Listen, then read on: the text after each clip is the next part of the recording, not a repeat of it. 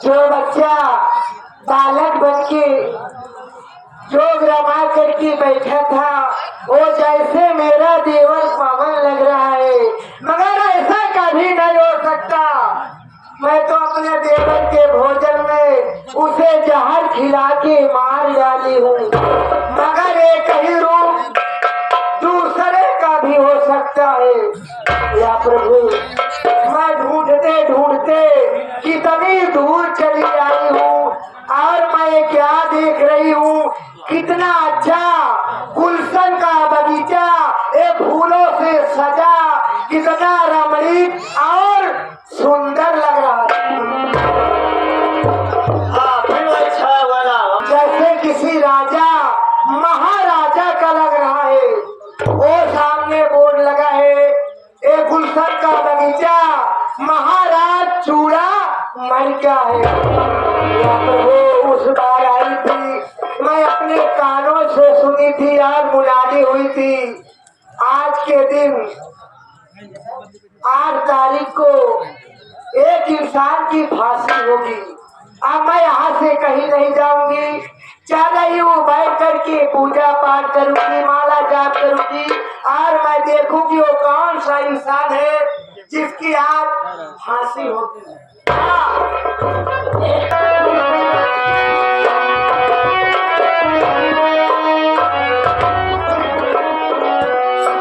ये मैं क्या देख रही हूँ, रास्ते में जोगी माता बैठकर अपनी माला को जाप कर रहे हैं। अरे ओ माता जी, ओ माता जी,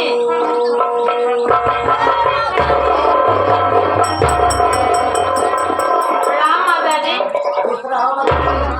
आपकी बात क्या है, बहुत घबराई लग रही हो। जो जोगिन माता के पास आई हो बच्ची, बोलो माता जी, मैं आपके पास आई हूँ, आप मेरा हाथ देखिए ना माता जी। क्या मैं आपके बच्ची, पास हाथ दिखाने आई तुम हूँ। अपना हाथ दिखाने आई हो? हाँ। ठीक है, दाएं हाथ दो बच्ची। लीजिए माता जी। अरे बच्ची, ये तुम्हारे दाएं हाथ की रेखा बता रही है तुम बहुत भारी पाप कर रही हो। पाप ये क्या कर रहे हो माता जी, मैं कौन सी बात कर रही हूँ। तुम पाप नहीं कर रही हो, तुम एक निर्दोष इंसान से जबरदस्ती जवानी के जोश में आकर के अपनी जवानी नहीं बर्दाश्त कर पाई, तुम उससे प्यार करना चाहती थी और वो इंसान तुम्हारे प्यार को ठुकरा दिया। आज तुम गुस्से में आ गई, एक बात नहीं मानी, उसको ले गई अपने पिताजी के कैद खाने में कैद करके रखी हो। बोलो बच्ची, ये बात सच है कि झूठी? हाँ माता जी, ये बात सच है, लेकिन बताइए माता जी कैसे होगा। माता जी देखो, तुम्हारा सब दुख दूर हो जाएगा। इसी वक्त चलो राज दरबार में, जो इंसान कैद खाने में बंद है उसको वहां से रिहा करा दो, सारा पाप दूर हो जाएगा और तुम सुहागन भी बन जाओगी बच्ची। ये क्या कर रहे हो माता जी। देखो, ये 4 दिन की जवानी है, तुम जवानी अपनी बर्दाश्त नहीं कर पाएगी। ठीक है, चलो खुले एक ही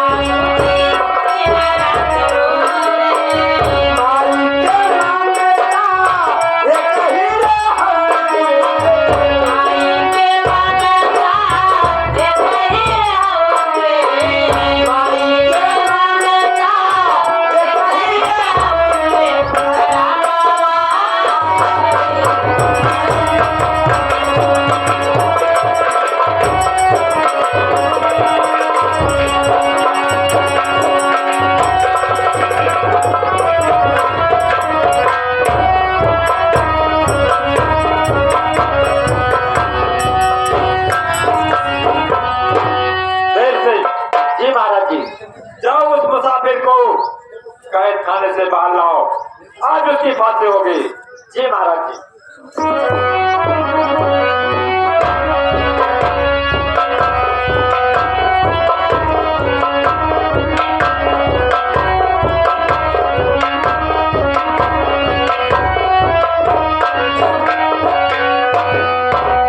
ऐसे जी महाराज। इसे फांसी के तख्त पर चढ़ाओ। कैसी आज्ञा हो महाराज।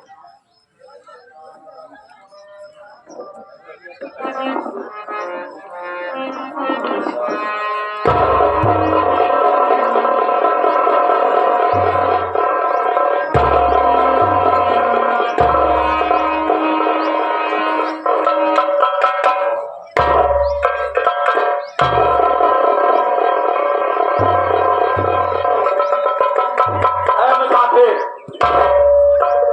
आज तुम्हारी फांसी हो जाएगी। तुम्हारी अंतिम इच्छा पूरी की जाएगी। तुम किसी से मिलना चाहते हो या खाना चाहते हो या कुछ कहना चाहते हो? समय सिर्फ 5 मिनट। मिलना चाहता हूँ, ना खाना चाहता हूँ, ना पीना चाहता हूँ, सिर्फ भगवान से प्रार्थना करना चाहता हूँ। हाँ, हमारे वाले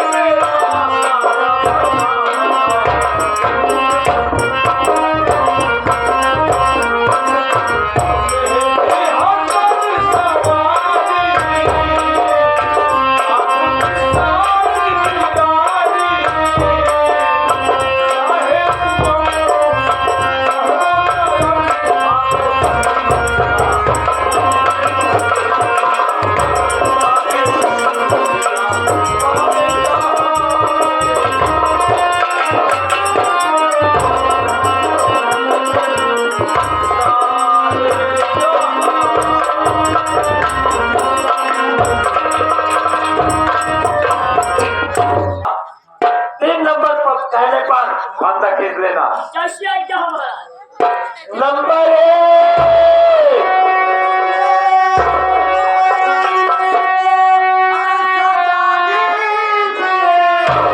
आप सर पे न मिलिए महाराज, करवई पाप गाया अरे भोगे सजा, न्याय की जय समझकर महाराज।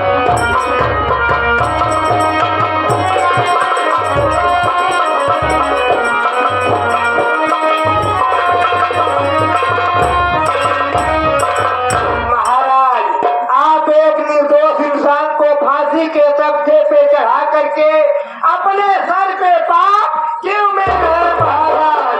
ये दोषी नहीं बल्कि निर्दोष है। आप तो अन्याय कर रहे हैं महाराज। आज मैं आपके दरबार में पहली बार देख रही हूँ जो आप अन्याय कर रहे हैं महाराज। ये निर्दोष है, हाँ महाराज। लेकिन जोगिन माता, इसे देखकर तुम्हारे आंखों में आंसू और इसे देखकर क्यों रो रही हो?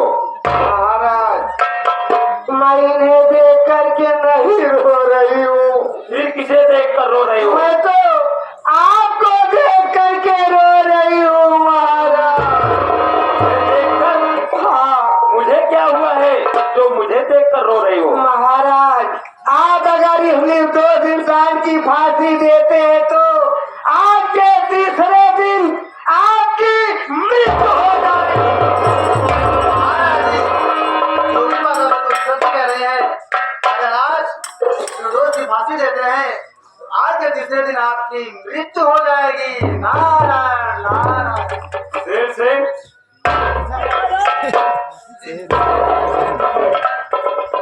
यही बात जोगी माता कह रही है, यही बात जोगी बाबा कह रहे हैं। लेकिन जोगी बाबा, मैं कैसे विश्वास कर लूं कि ये निर्दोष है? महाराज जी, अगर आपको मेरे बात विश्वास नहीं हो रहा है, आप इससे कहने पर इस निर्दोष की फांसी दे रहे हैं, उसी को बुलाकर पूछ लीजिए। दूध का दूध, पानी का पानी बदल हो जाएगा। इसकी फांसी तो मैं अपनी बेटी चंद्रकिरण के कहने पर दे रहा हूँ। तो महाराज जी, आप अपनी बेटी चंद्रकिरण को बुलाकर पूछ लीजिए, सच्चाई सामने खुद आ जाएगी। ठीक है, शेर सिंह, मेरी बेटी चंद्रकिरण को हाजिर किया जाए।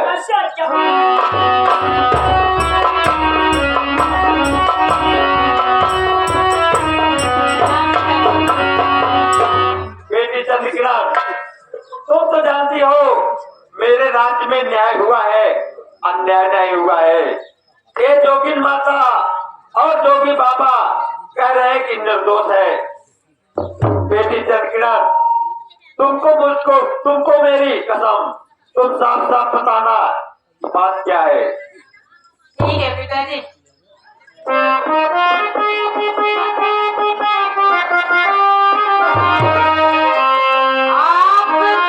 पाँव पड़ती हैं पिता इस घड़ी, ए निर्दोष पिताजी ये सच कह रही, झूठा इल्जाम इन पे लगाई हूँ मैं, आपसे सच कहती पिता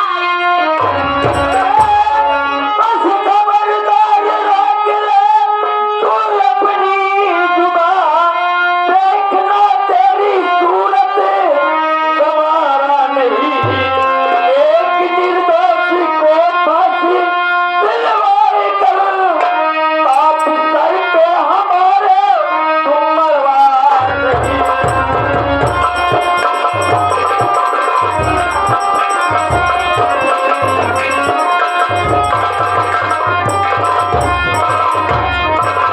खबरदार, मेरे नजर के सामने से दूर हो जा। आज भी एक निर्दोष को फांसी दिलाकर मेरे सर पे पापड़ आ रही है। महाराज जी, आप इस तरह अपनी बेटी को खाम खा क्यों डांट रहे हैं? इसमें इस बेचारी का क्या दोष है महाराज? फिर किसका दोष है? महाराज जी, दोष तो सारा आपका है। मेरा दोष? मेरा क्या दोष है? महाराज जी, शायद आपको इतना भी पता नहीं है, आप एक राज के मालिक हैं। आप वो महाराजी आपकी बेटी शादी हो गई है। अगर आप एक अच्छा सा लड़का देखकर शादी कर दिए होते तो आज का दिन देखना नहीं पड़ता महाराज जी। देर से अगर पापा जी आज नहीं आए होते तो मेरे हाथ से बहुत बड़ा पाप हो जाता। इसे फांसी तक से सर नीचे उतारो।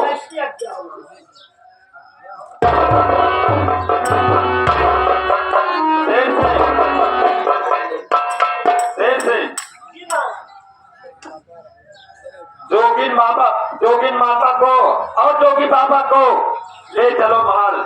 इन्हें नहलाओ धुलाओ, अच्छा अच्छा खाना देना और इनसे अच्छी अच्छी शिक्षा लेना।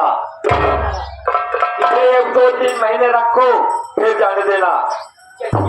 ठीक है, मैं महल चलता हूँ।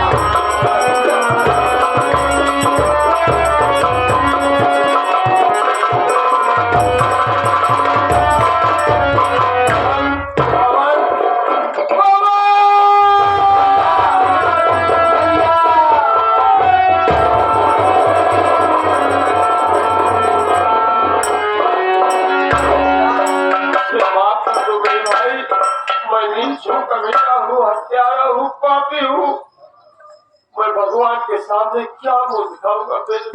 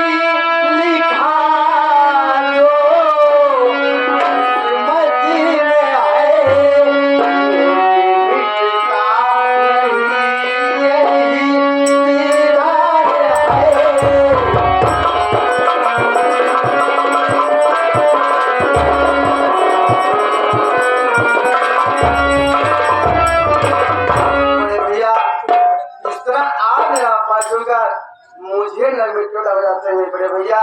इसमें आपका कोई दोष नहीं बड़े भैया। आप किसी के बाकार में आ गए, लेकिन आपकी इतनी गलती जरूर है। आपको उस हरामी की बात को मानने से पहले आपको मेरे प्रति बड़े भैया सोचना चाहिए था। आखिर मेरा मुन्ना कैसा है, आखिर उसने तो वह व्यवहार मेरे साथ किया है, शायद कोई भाई किसी के साथ किया हो।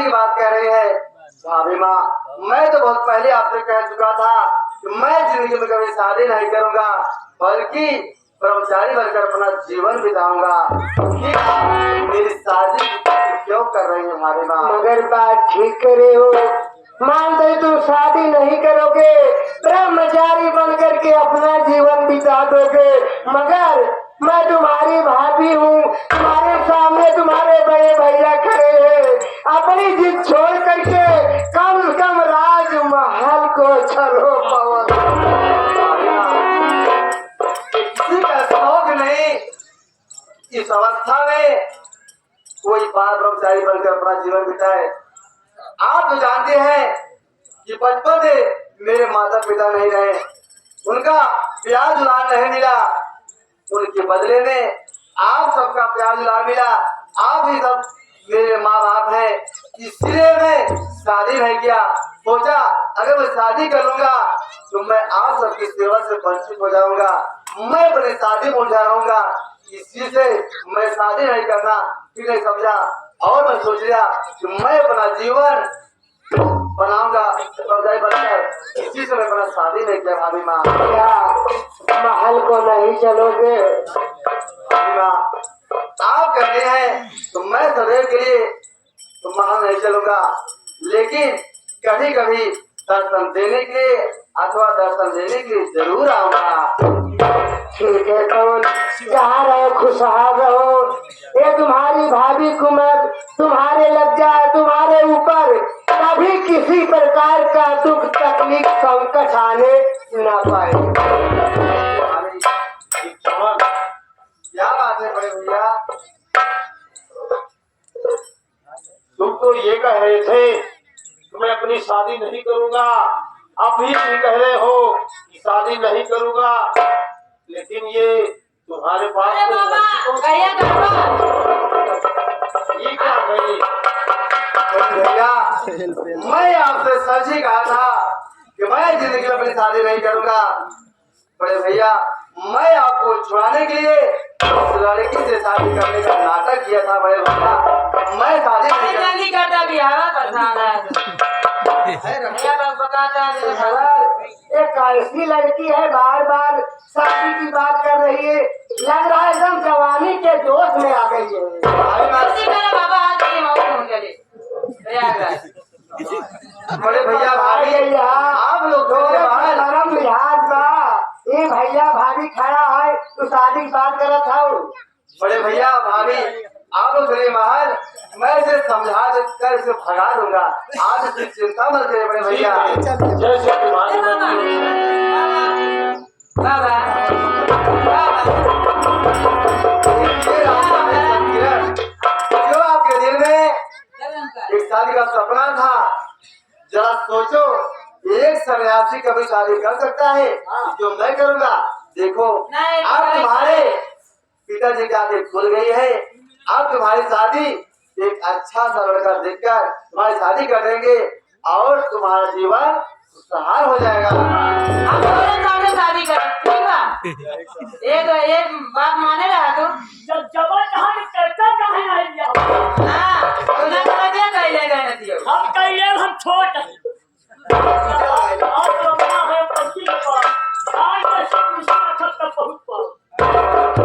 वाह बाबूजी, ये रही हमारे मास्टर श्री दयाराम जी द्वारा खेली गई संगीत, जिस संगीत का नाम था दोस्त ही दुश्मन खूब जवानी की भूल। बाबूजी, अगर हम कलाकारों से अगर कोई गलतियां हो गई हो तो उसे अपना भाई अपना बच्चा समझकर क्षमा कीजिएगा। जय हिंद, जय भारत।